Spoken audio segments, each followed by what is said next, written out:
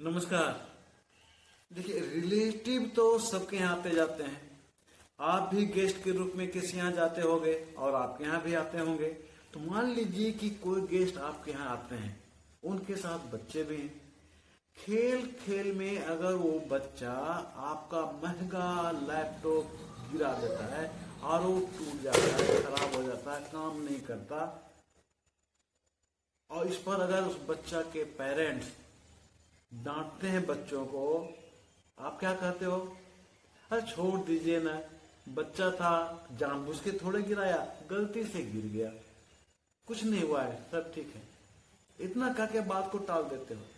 और जब वो गेस्ट चले जाते हैं और आप लैपटॉप दिखाने जाते हो तो पता चलता है कि इसका डिस्प्ले चला गया, इसका कीबोर्ड चला गया, और रिपेयरिंग कराने में आपको हजारों रुपया खर्च होता है। और उस समय आपको अपने घर में डांट मिलता है कि उस बच्चा ने लैपटॉप गिरा दिया और तुमने कुछ नहीं कहा। आप क्या जवाब देते हो? आप यही जवाब देते हो कि 2 दिन के लिए वो आया है, 4 दिन के लिए आया है, मैं उसको क्या कहूं?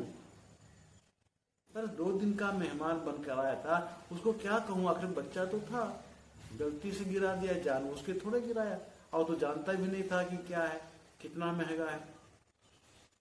तो जिस तरह से आप एक कीमती चीजों को टूटने के बाद, एक बच्चा के द्वारा टूटने के बाद उसे इग्नोर कर देते हो, माफ कर देते हो, ठीक उसी तरह से इस दुनिया में हम लोग भी 4 दिनों का मेहमान बनकर आए हैं।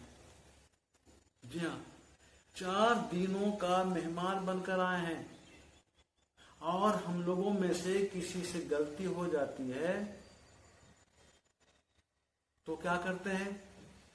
घर में दीवार खड़ा हो जाता है, या बात बढ़ने के बाद मारपीट तक शुरू हो जाती है, होती है ना।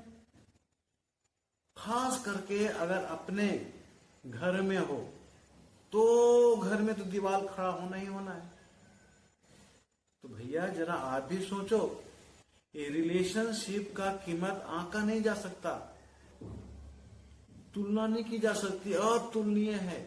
फिर आप छोटी छोटी बातों पर बहन से लड़ जाते हो, भाई से लड़ जाते हो, पिता को 2 बात कह देते हो, मम्मी से लड़ाई कर लेते हो, अगर भाई आपसे छोटा है तो उस पर हाथ उठा देते हो। आखिर क्यों?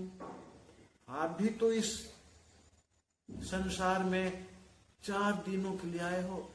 सोचिए जरा गौर से, ध्यान से सोचिए इस पर। हम क्या करते हैं, आप क्या करते हैं, समाज में क्या होता है? तो आइए, जिस तरह से उस बच्चे के नुकसान को हम आसानी से सह लेते हैं, उसी तरह से हमारे परिवार में जो भी गलतियां होती है उसे आसानी से सह लेना चाहिए।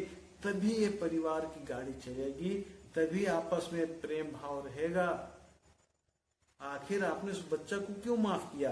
बच्चा था इसलिए, एक संबंध बना रहे इसीलिए। इस संसार में आप बूढ़े नहीं हो।